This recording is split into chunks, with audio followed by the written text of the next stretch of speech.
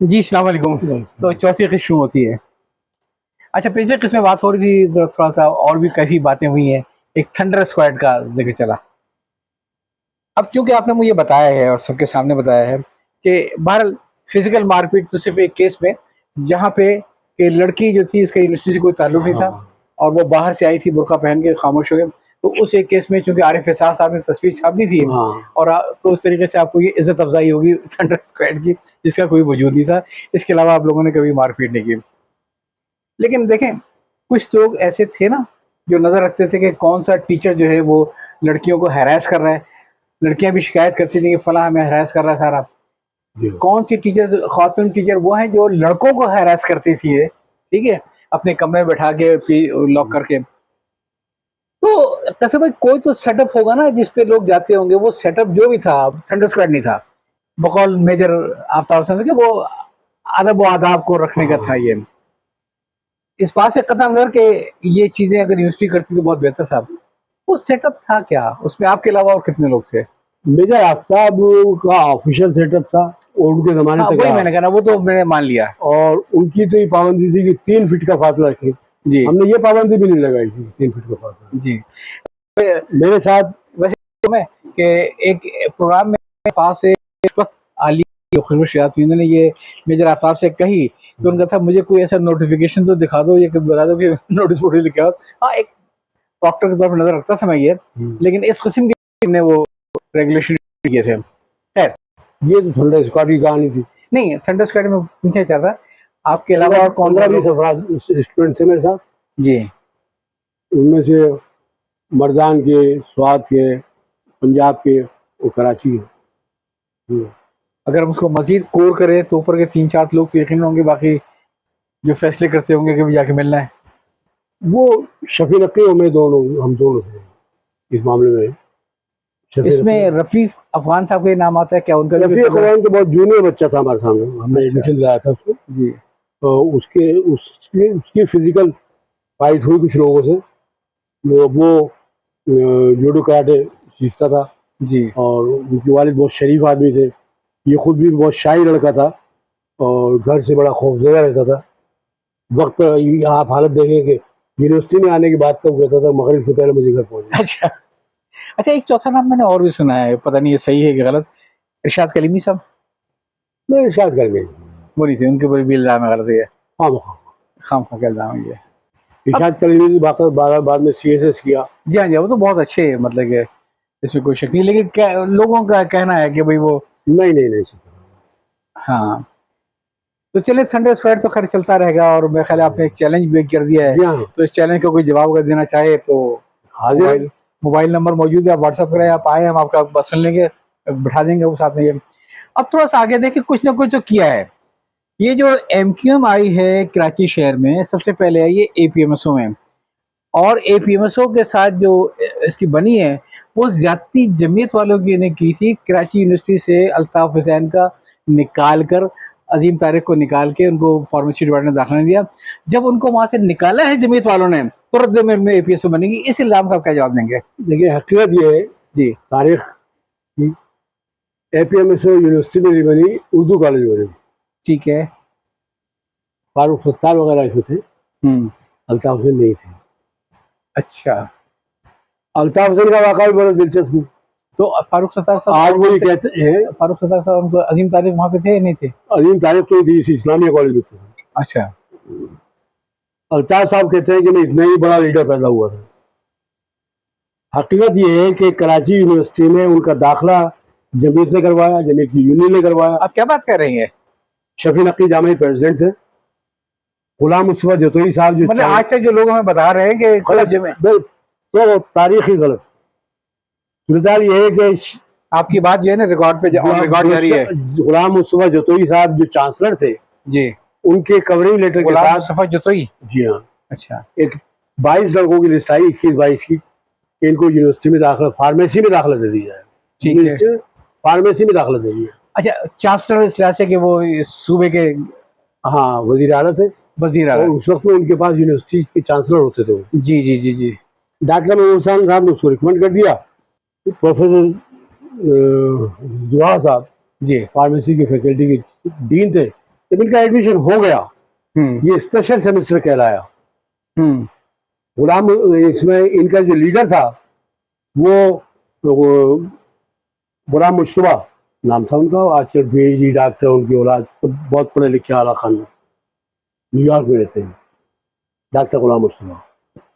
ये अल्ताफ आज़म तारिक हमारे पास आए कि साहब ये ऐसे हो गया, और हम तो BSc, और यूनिवर्सिटी ने प्रायोरिटी जो है एडमिशन की फार्मेसी में वो BSc। सही। हमने उनके नंबर मंगाए, लिस्ट मंगाई, बनाई। डॉक्टर महमूद हुसैन से मुलाकात की, डॉक्टर साहब को कन्विंस किया हमने कि इनका भी एडमिशन होना चाहिए, और ये भी 20। उन्होंने डॉक्टर जोहा को बुला के बात की। डॉक्टर जोहा ने साफ स्टेट में इनकार कर दिया कि मैं नहीं दूंगा। मतलब उन्होंने उसको अपनी ईगो का मसला बना लिया, ईगो का मसला बना लिया कि मैं नहीं दूंगा एडमिशन। जब एक बार ना कर दी, फिर ना कर दिया। उस ग्रुप में ये अल्ताफ हुसैन शामिल थे। हमने डॉक्टर महमूद हुसैन को कन्विंस करके इनके एडमिशन का फॉर्म नहीं दे रहे थे। वो फार्मेसी फैकल्टी इशू करती थी ना फॉर्म एडमिशन का। जी जी। नहीं दिया तो रजिस्ट्रार ने उस वक्त में प्रिंटिंग प्रेस से छपवा कर स्पेशल 100 फॉर्म मंगवाए। अच्छा। उसमें से 20-22 इनसे हमने भरवाए। फॉर्म भरने के बाद डॉक्टर महमूद हुसैन ने हामिद साहब से कहा, जो रजिस्ट्रार थे, कि आप इस पर साइन कर दें, तो इनको दाखिले के लिए भेज दें। ये गए तो फिर उन्होंने मना किया। सेकेंड टाइम ने ये किया कि डॉक्टर जोहा के आने से पहले ये फार्मेसी फैकल्टी में एल्फी डाल दी तालों में। था ना, इसका मतलब एल्फी डालता था तालों में। आए तो बहुत गर्मी, उनसे कहा गया, तो उनके असिस्टेंट कहा कि दाखिल देना, उन्होंने भी ऑर्डर आया। वो नाराज होकर घर चले गए और रिजाइन भेज दिए घर से कि अल्ताफ हुसैन को दाखिला नहीं देना मैंने। वो बिहार शरीफ के थे। अच्छा। पीछे से एक ही थे। अब आप बताएं कि अल्ताफ हुसैन को दाखिला किसने दिलाया? हमने उनको दाखिला दिलाया, फीसें जमा की। वो अभी दूसरा, ये स्पेशल ग्रुप, ये सेकंड स्पेशल ग्रुप कहलाया, और इसको लोग कहते थे मेलों का ग्रुप है, काले मेले हो गए। अच्छा, मेले बन गवा, बर्गर नहीं बल्कि बन गवा। अच्छा, ये आखिर इनका एडमिशन खुद नहीं हुआ था, ना मेरिट पर हुआ, गलत दावा नहीं, रिकॉर्ड है मौजूद, निकाल लेंगे। अच्छा, वैसे ये आपके इल्म में है कि अल्ताफ हुसैन साहब उस जमाने में थोड़ा जमात और जमीयत के करीब भी थे, और जब मफरूर हुए थे तो किसी रुकने जमात के घर में मफरूर हुए थे? भाई सूरत ये थी कि इनका एडमिशन हो गया और नेक्स्ट इलेक्शन हुआ तो उसमें प्रेसिडेंशियल कैंडिडेट मैं था। ठीक है। मेरे मुकाबले में सरदार रहीम थे जी। इस पूरे ग्रुप में मैंने अल्ताफ हुसैन के हमारे साथ नारे लगाए, हमारे साथ काम किया, हमारे लिए काम किया। अल्ताफ भाई ने आपके लिए काम किया, थंडर स्क्वाड के लिए काम किया।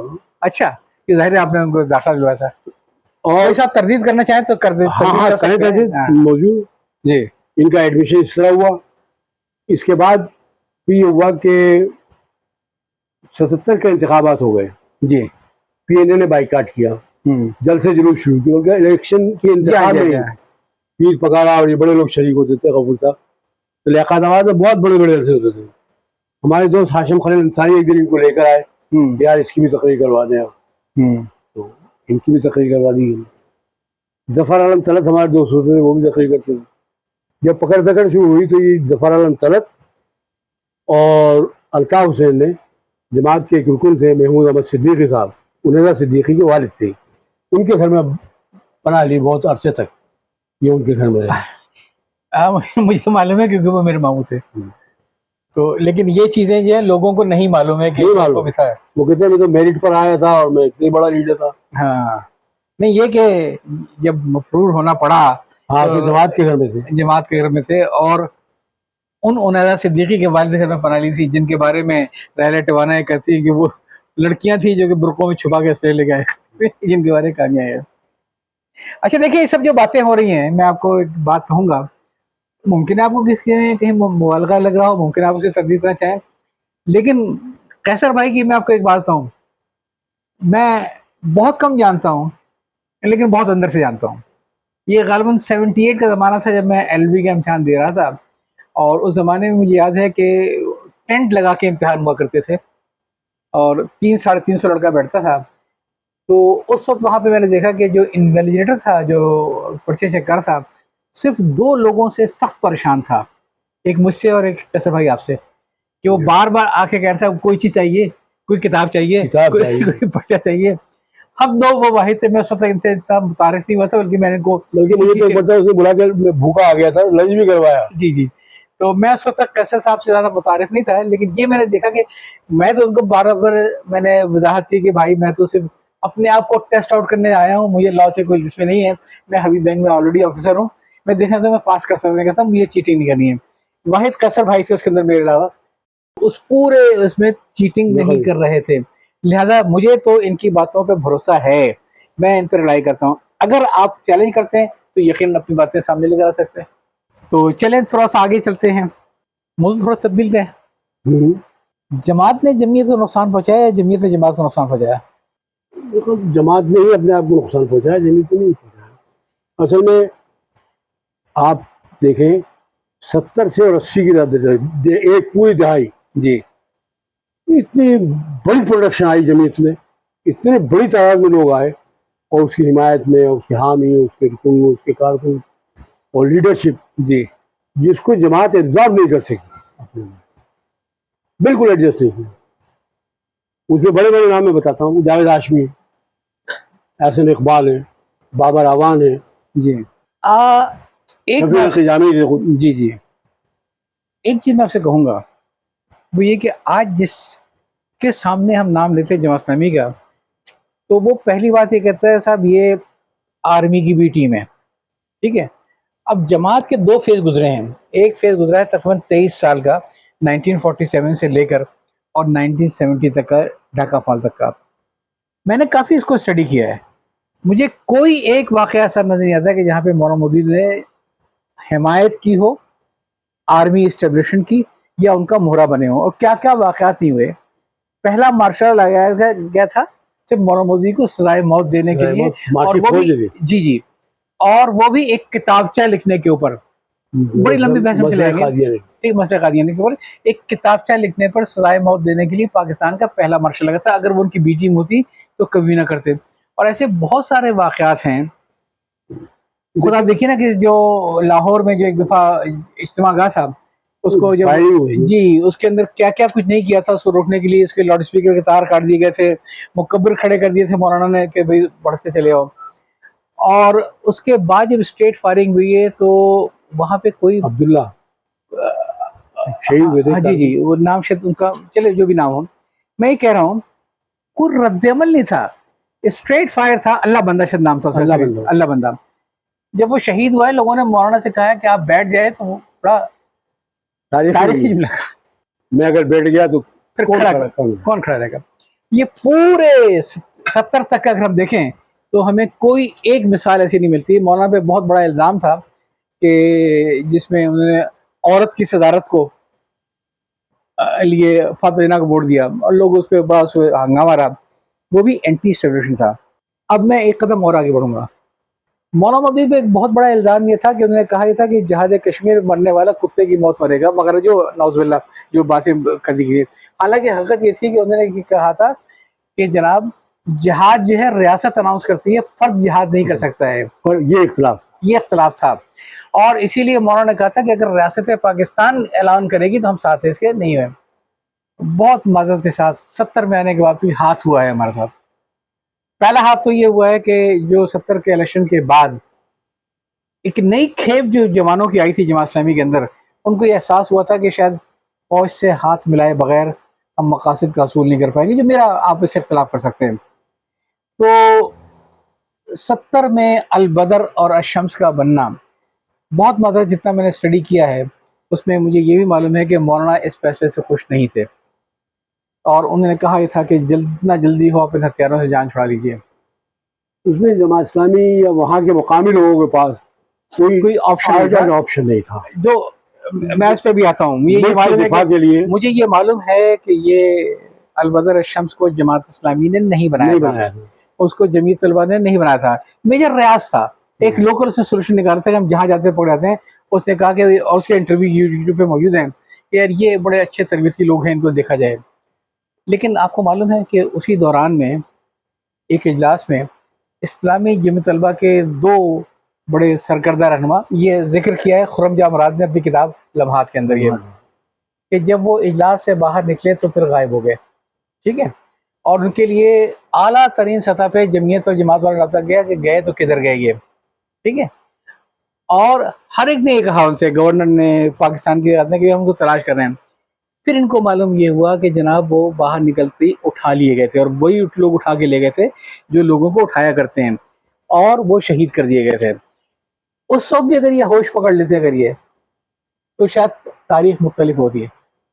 असल में फौज के करीब सिर्फ हम मशरक़ी पाकिस्तान में रहे, मगरबी पाकिस्तान में इस्टेब्लिशमेंट के करीब कभी भी नहीं गए। मैं इसको दोस्त में बांटूंगा। मगरबी पाकिस्तान में बलूचिस्तान, यकीनन मैं आपसे इत्तेफाक करता हूँ, मैं काफ़ी बलूच लीडरों को जानता भी हूँ जमीयत में के, जिनका कहना यह है कि हमने ये मशरक़ी पाकिस्तान से सबक सीखा है कि हम पहले मुसलमान हैं, फिर हम बलूची हैं, फिर हम पाकिस्तानी हैं। और हम और आपको मालूम है मौलाना अब्दुल हक की तकरीर, बल्कि मैं दिखा भी दूंगा ये कि जिस तरीके से उन्हें फिक्री रहनुमाई दी है बलूच कौम परस्तों को, कहते थे भाई तुम कौम परस्त ना कहो, कौम दोस्त कहो, और वो सारा किया। और आज बलूचिस्तान में कोई भी एंटी जमात इस्लामी सेंटिमेंट या जमात इस्लामी को कोई प्रो एस्टेब्लिशमेंट नहीं समझता है, लेकिन मजबूत आवाज़ है। लेकिन बहुत माजरत के साथ ये कश्मीर के मामले में थोड़ा सा नौजवानों के साथ ज्यादती की गई है, और जब तक ज़रूरत थी तो जमीयत के लड़के यहाँ से ट्रेन कर करके भेजे गए, शहीद हुए वहाँ पे, इसमें कोई शक नहीं है। जिहाद हिंद का नाम दिया गया, और ये कहा गया कि भाई जमात इस्लामी मतलब कि ये लोग ये ना जो सीधा जन्नत का टिकट है, इसमें यकीनन हमारे लड़के गए हैं, वहाँ भी गए हैं, अफगानिस्तान भी गए हैं, दोनों जगह गए हैं। तो ये काजी साहब की बात करवाना था। असल में हमारी फौज ने ये शुरू से रखा है मामला कि खुद लड़ने के बजाय ये आउटसोर्स कर देते हैं। ऐसे लोग घूमते हैं कि इनके पास हमदर्दी है और पॉइंट है, वो आके इनके लिए काम करें आगे। कश्मीर में भी नौजवान हमारे गए, वहाँ शहीद हुए। और इसको भी थोड़ा सा एक रोक ले, बड़ा अहम मौजू है ये, और उसको अगले किस्म देखते हैं जरा।